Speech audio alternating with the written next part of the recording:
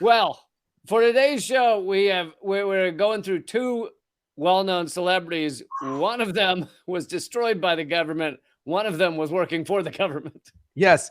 This today, I mean, this is our 70s celebrity Yeah.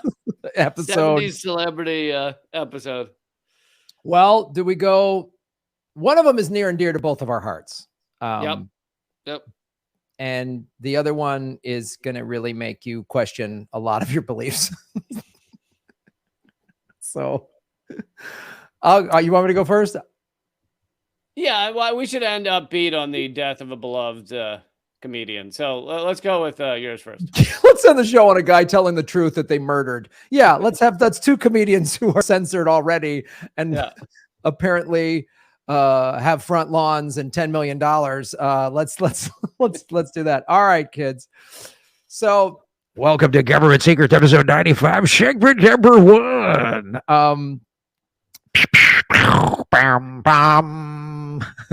Folks, this one, I've heard little musings about this, but I decided to dig deep on this a little further. So most of you, maybe if you have not, Gloria Steinem was one of the key figures in the women's liberation movement in the 60s and 70s. So it was called Women's Lib back then, but she's, one of the, I don't know what you'd call her, founders or of modern feminism. She really helped. She was in the forefront of that. One of the faces, and continues to this day. Just a few years ago, had a best-selling book. Yes. So had a best-selling book, and she's looked at as like, that's for young women that are into equality and feminism. She's the one to look up to. Well, kids, turns out she worked for the CIA. So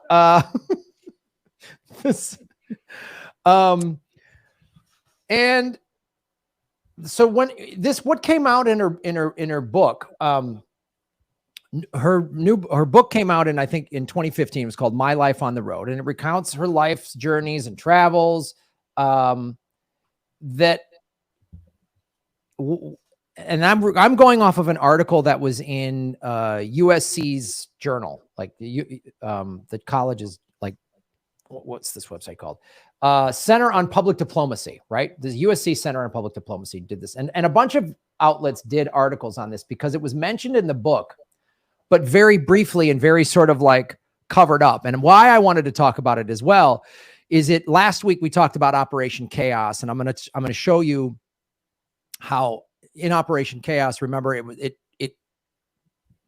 and the other operations underneath Operation Chaos was the infiltration of a lot of lefty movements, and feminism was no different. So she worked for the CIA. This is a fact. And she's you might get to this. She's admitted it. Yeah. She's admitted it. So this isn't some like thing, but what's critical in her admission is this quote.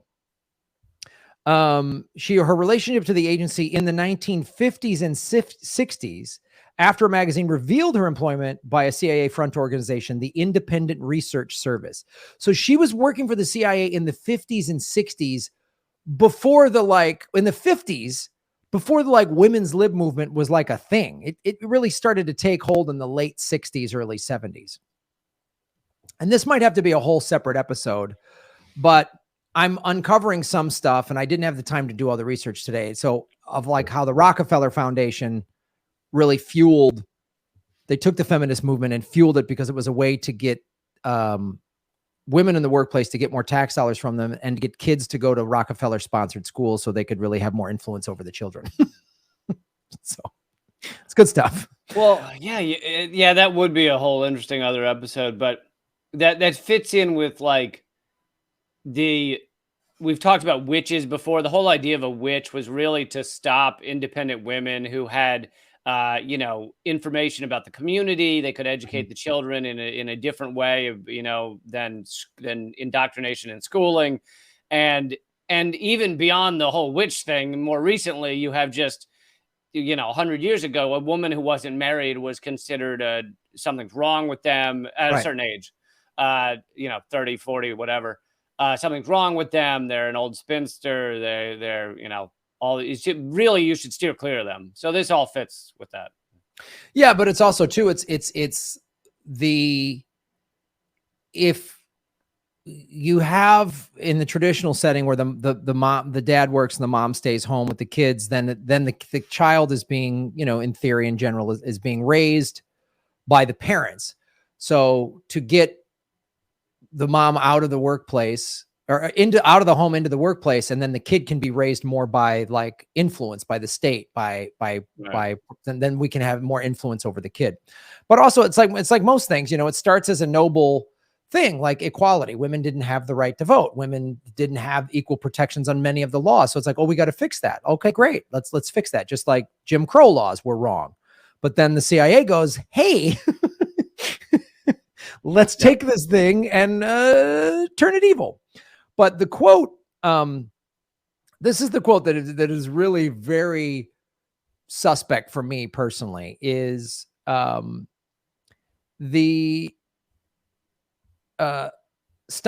this is a quote, defended the CIA relationship, saying, quote, in my experience, the agency was completely different from its image. It was liberal, nonviolent, and honorable.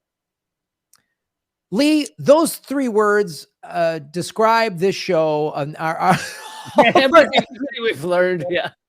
We've learned nothing from 94 episodes of this series. It's that the CIA is liberal, nonviolent, and they are absolutely honorable. Like yeah, I mean, some of the stuff's a little sketchy, but all of it's been nonviolent. Yeah.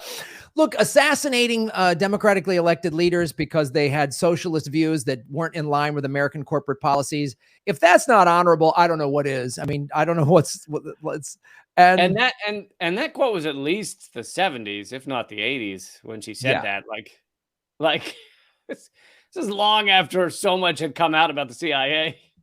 Yeah, I mean, this is like, and this shows you how effective, and we've talked about this on so many levels on this show. We've talked about the CIA infiltration of mainstream media. We've done episodes on how they've infiltrated Hollywood. And this is in line with that message of, hey, look, the CIA does a little stuff, you know, that's, you know, in the gray area, but ultimately they're the good guys, right? They're always depicted as the good guys. There's very few movies that show them as the bad guys. The one that always pops to mind that I always bring up is 3 Days of the Condor, which came out in the 70s, starring Robert Redford. That was about the time that they realized they needed more control of Hollywood. Yeah. Yeah. And they were like, oh, and that was in the 70s. And there's a great book to read called Easy Riders, Raging Bulls. And that was the studio system had kind of collapsed in the late 60s, and independent artists were allowed to run Hollywood. And that's when you had all these anti-war movies like The Deer Hunter, you know, Apocalypse Now, you had 3 Days of the Condor, you had Easy Rider, you had all these movies that were like counterculture movies. And that's when the CIA and the corporate state in the 80s went, we're buying up all the studios and turning everything. That's when we went from like these amazing movies to just the blockbuster, you know, Rocky V, whatever. Yeah. Yeah, and they found ways to at least have some influence on the movies so that even if there were movies coming out that they didn't love, they wouldn't be as bad as... Right, and it's just that slight shifting of the narrative, you know, of just planting the seeds. And we know this through, we talked about last week, MK Ultra. We've done several episodes on MK Ultra. They have studied very thoroughly human psyche, human behavior, and how to influence. I mean, so they know it's like the defense attorney that just tries to plant the seed of, you know, maybe the guy wasn't there just enough to go, he probably is innocent, because for a murder case, you need shadow of a doubt. So they're always just kind of planting these little like, and hey, if feminist icon Gloria Steinem says, oh, the CIA's misunderstood. She's nice. She's a woman. She's a strong woman, but she, you know, she's fought for us. So I trust her. See how effective that is to go, oh, It's like that. Remember that CIA a couple years ago put out that new video of like inclusion and diversity and showing like it's like this horrific recruiting video to young like Gen Z people to be like, you want to be part of a diverse team of inclusion, wokeness with the CIA. Like it was like, so, and this is also what this article points out is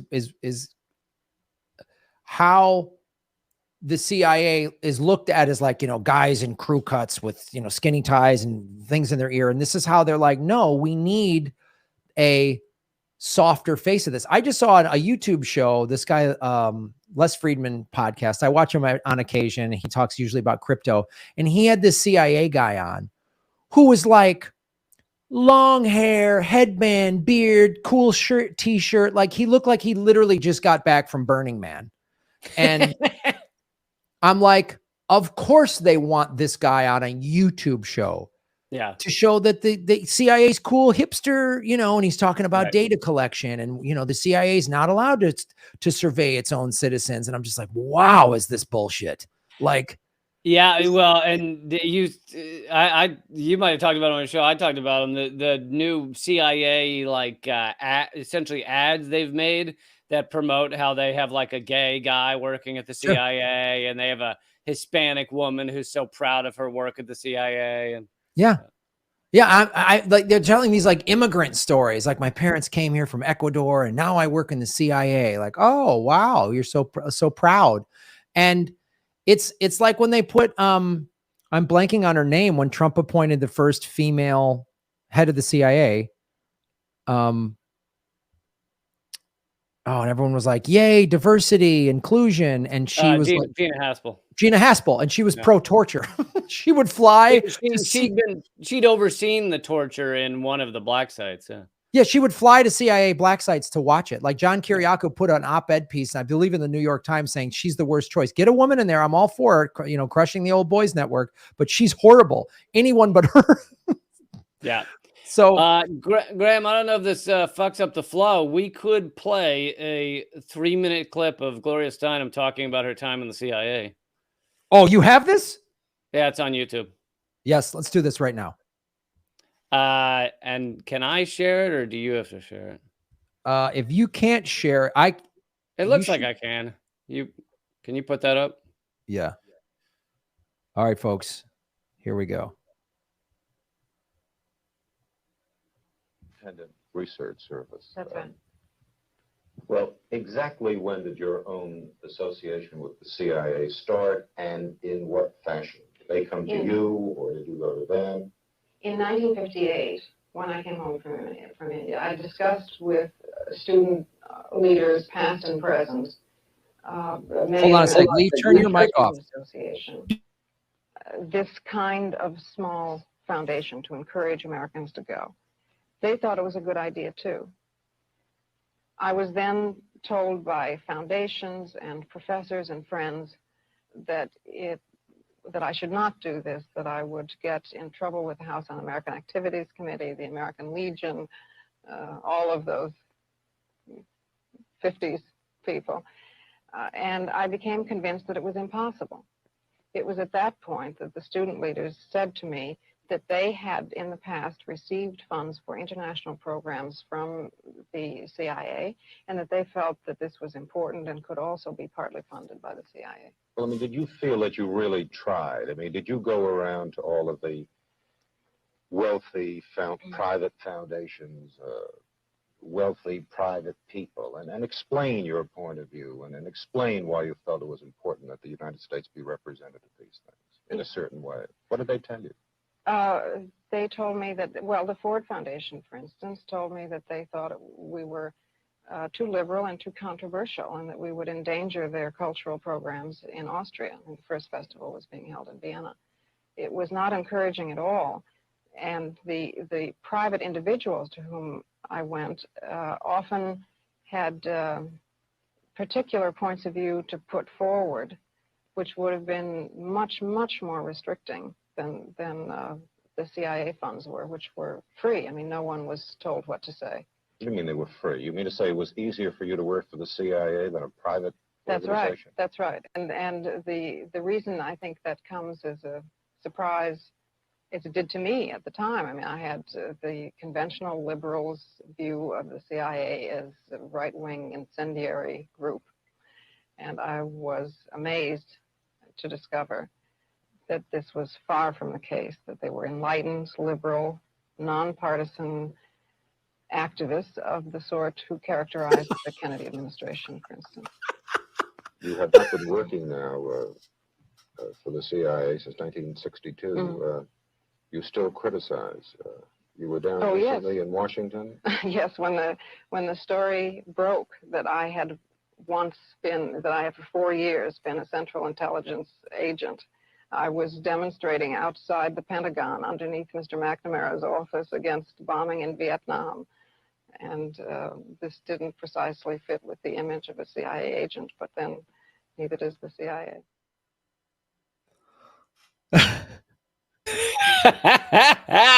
Wow. I love the idea that because she showed up at a protest outside the Pentagon, that must mean that the CIA is fine. Or maybe they thought, hey, it's quite beneficial for us to have Gloria Steinem, who's a CIA agent, pretend to be part of this protest so that people buy in to whatever she's pushing. Oh, God. Like, unbelievable. They're quite honorable. They're nonpartisan. They're nonviolent. Like, wow. I would love to interview her today and be like, here's the list of all the coups, all the assassinations, all the people's lives they've ruined and destroyed. Do you still think they're, quote, nonviolent and honorable?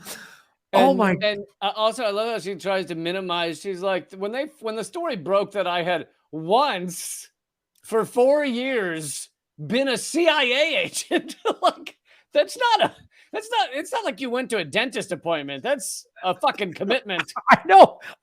She's so supposed to minimize it. She makes it sound like, okay, one time there was a CIA barbecue and I just happened to go there.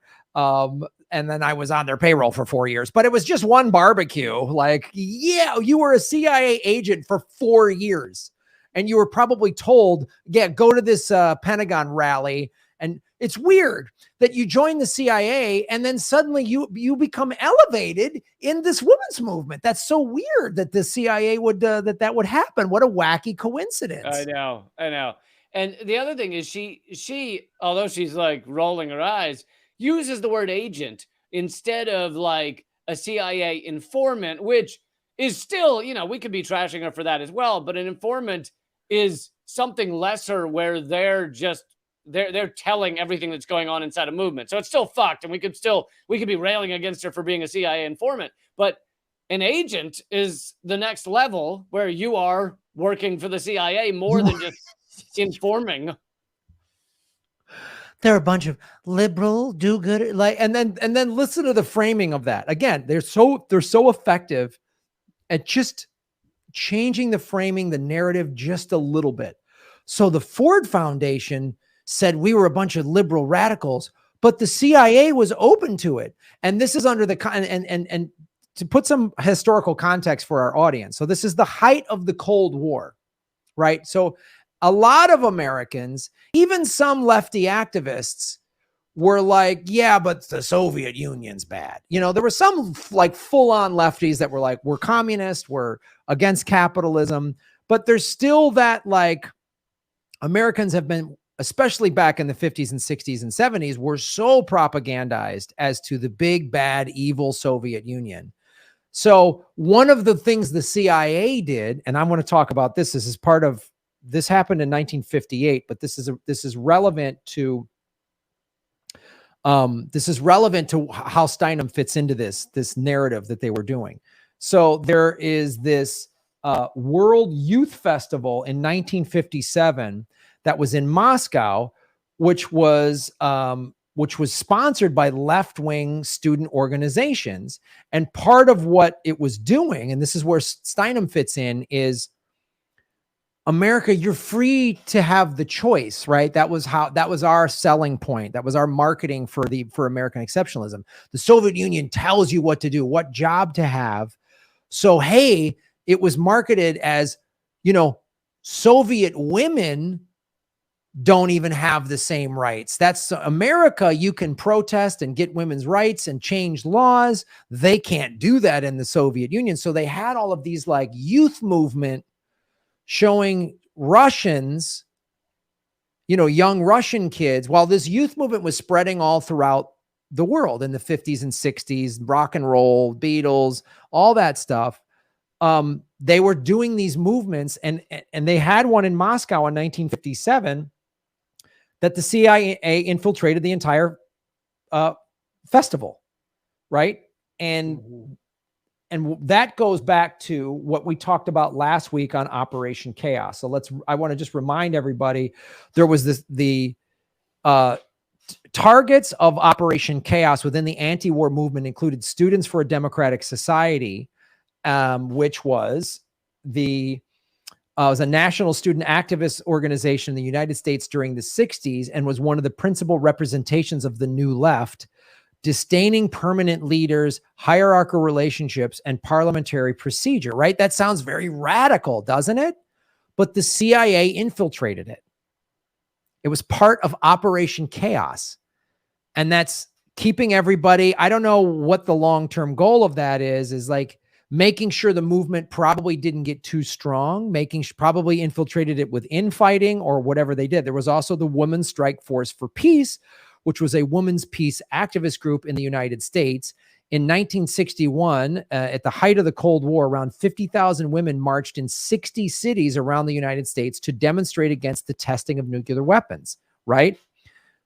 But and we talked about they infiltrated Ramparts magazine. So when you go into this Operation Chaos and see how it worked, you see how key somebody like Gloria Steinem, let's get this women's movement person, this feminist, elevate her to a position of leadership and authority so people will listen to her.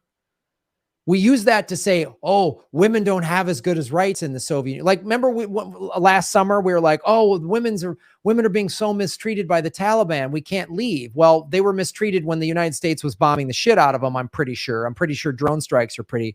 And you see how they just take these movements and they just twist them around to make it sort of like, well, this is too confusing. It makes you also want to go, I can't follow this at all. I'm out, you know, or I can't follow, you know, but I mean, I trust Gloria Steinem, so maybe the CIA is not that bad, or whatever it is. Like, I mean, I have my mom, my sisters grew up like idolizing this woman, like just. Yeah. And you know, there's different tactics depending on the time, depending on the group. Sometimes the tactics may be to just muddle the group in, you know, trying to make decisions where no decision can ever get made. Sometimes it can be internally members accusing each other of racism, even when there's nothing really there. It can be types of things like that. It could also be to, at times, make a group less radical, meaning, hey, you know, you were going to show up at that senator's house and like protest in his face, like, and talk them out of certain things that would actually confront authority. And other times it's to make them increasingly violent so that they can be easily arrested. So it can be the guy, there were people that had sent to infiltrate the Black Panthers and say, let's kill the cops, you know, and things like that. So it's easy to arrest them once you have plans to kill cops and things like that. So you know, it's not just one thing. It's not like, oh, if a group gets radical, that means CIA. If a group is not radical, that means CIA. Yeah, exactly. They do all these different tactics to just make sure there's no unity, no real strength, that they can't. And we'll wrap this segment up in a second. It's one thing that Julian Assange and WikiLeaks has pointed out. And I remember talking to Susie Dawson about this because she knew Julian, or knows him, but I mean, knew him where she could have conversations. Obviously, nobody can have a conversation with him now because he's being illegally detained. But Assange would say, and because he found all these documents that were given to WikiLeaks, showing it's like sometimes it's like, oh, the janitor accidentally shredded these documents. You know, like the CIA would just do shit like that. Like, oh, the Wi-Fi keeps going down. You know, like just these little, they would just do anything to gum it up. You know, or like you say, create little infighting or make it so radical that mainstream, you know, people are going to go, they're out of their minds now. They're too violent. I don't condone that or whatever. And it's all these, they do anything to get inside. And and then that's the other thing too. The CIA operative inside the movement is going to be, it's not going to be some white guy with a crew cut. You know what I mean? That's trying to look like a hipster. It's going to be the biracial person with tattoos and a nose ring and wearing the Rage Against the Machine shirt or the Public Enemy shirt. It's going to be that person. That's who it's going to be. It's going to be the cool, hip feminist with the blue hair. It's going to be that. Undercover, in my experience, the undercover cops at like a protest, like at Occupy, they're obvious. At least some of them were, I'm not saying they're all obvious, but at least some of them were ripped white dudes with crew cuts wearing like a tap out t-shirt. Like you were like, that guy is either a cop or out of his fucking mind. But then if it gets to like CIA and infiltration like that, no, they do it right. They have the right outfit on. They're not some, fucking bulging steroid case. Yeah. It'll be a woman with blue hair that doesn't shave her legs. You know what I mean? Right. Deliberately to be like, yes, it'll be that. It'll be the guy with the crazy tattoos that looks like he just came from, Bonnaroo or some shit, that's what it's going to be. So this, as we say on the show, everything's all the CIA's evil crap is all interconnected. It's all